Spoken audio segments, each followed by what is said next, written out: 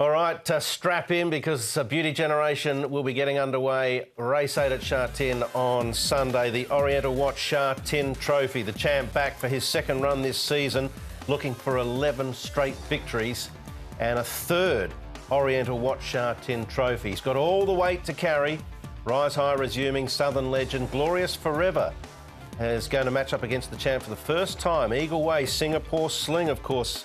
A fabulous first up performance from him last season. Simply Brilliant, Waikuku, Karying Star, Insatiable, and Nothing I Like More make up the field of 11. Now, the speed's really interesting here because for me, Tom, it's very similar to what happened in the Celebration Cup, but I think Glorious Forever is the horse that needs to be circled, the one stuck out there 3 deep. I think he'll try and surge forward. I agree. I think he's going to go forward to here and put a little bit more pace up in the race. We know that 1,600 metres probably short of his best.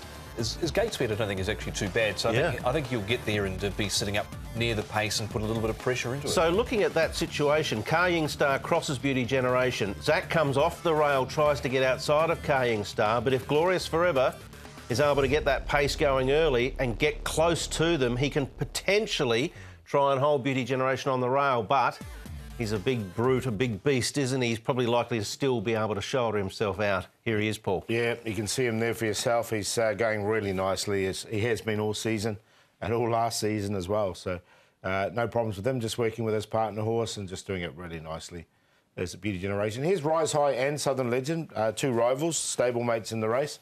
I thought I'd show both of them here. So down the front straight, they were having a little gallop the other day, and not bad from them. And the one closest to us, or the back now, Southern Legend, Rise High going on.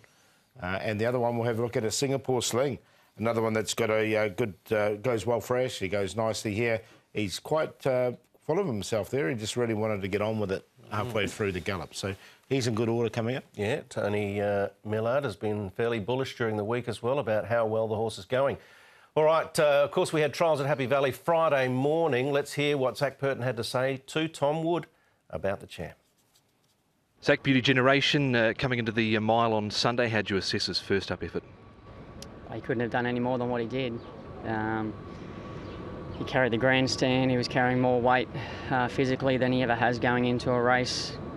He gave 20 pounds away to most of the field and he ran a track record, so he can't go any faster and any better. He's got to give weight away again to his rival, some 14 odd pounds. Some were saying he might have been vulnerable to that first up. Any concerns with that second up at all? It's always a concern because we've always got nice young horses coming through every season, and you don't know how much horses are going to improve with the benefit of the off-season, and getting in with such a light weight, if they're talented horses, they're always hard to hold out. But my bloke's an iron horse. He's worked well since. He looks really good. You know, he's drawn a nice gate. He should get a nice run, and you know, like I always say, the more pressure the better. The other horses can't absorb or handle that pressure, and he eats it up. So, you know, a nice genuinely run race is what we're looking for, and you know, I'm sure he's going to go out there and give us his best again. If there's a horse like Glorious Forever drawn wide, he might have to go forward. There's no concerns with that at all?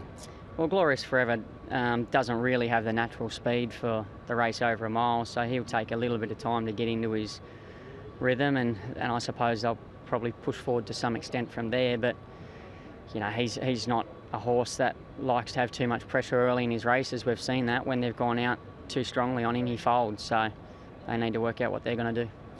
Looking at Beauty Generation year on year, going back to last year, any similarities? Anything's changed? What's your thought on all that? No, nothing's changed. He's just the same horse that he was. Obviously, he's a little bit older, but I still believe he's got another good season left in him, and I think he showed that first up. There's no reason why he can't continue on his way. All right, well, Zach giving us a good insight into what we spoke about there with regards to the speed map. He, of course, knows Glorious Forever reasonably well himself too, so we'll just have to see how it unfolds. But I think it's fair to say, when you look at weights and measures, you know, when we move on to the Jockey Club mile and then the International mile, it's going to be a lot harder for the opposition when the weights are at set weights and penalties. Oh, a lot, yeah. Is this their final chance? This is their final chance. At a crack at him? This is last chance saloon, I think. Yeah.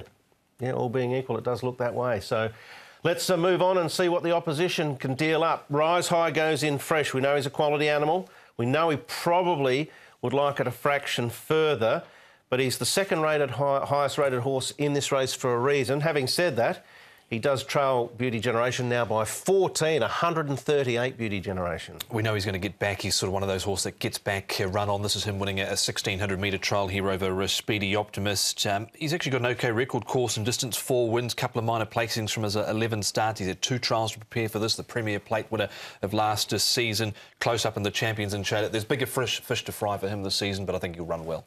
All right, let's have a look at some trials. And Glorious Forever, we heard Zach talk about him, Simply Brilliant, and Singapore Sling, Paul, obviously a horse that's gone pretty close to Beauty Generation in the past. Yeah, it was a nice quiet trial for him, and it was for Simply Brilliant. It was pushed out a little bit, Simply Brilliant, coming down the middle, and Glorious Forever wasn't asked to do anything, so he just hit the line strongly. So, yeah, all 3 of them going well. Good booking for Lyle Hewitson. He carried 116 pounds to get within half a length of Beauty Generation in this race, first up last year. He's got 113 this year round. All right. Are we tipping against him at all, Paul? No. No.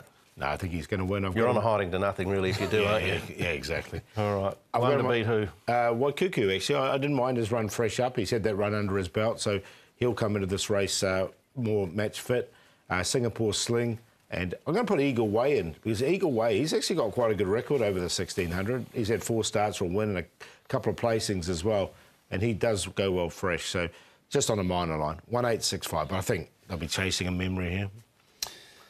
Ran third in this race, Eagle Way, last year. I'm with Beauty Generation, very hard to go past. I think Waikuku's certainly very interesting here, trying the mile in Hong Kong for the first time. He's definitely a big player. Singapore Sling and Ka Ying Star, I think he'll be right there at the finish as well, but they won't beat Beauty Generation. Yeah, well, the record does suggest it's going to be pretty hard to do so, Tom, that's for sure. It promises to be a classic race, and that comes up at 3:55 p.m. Hong Kong time.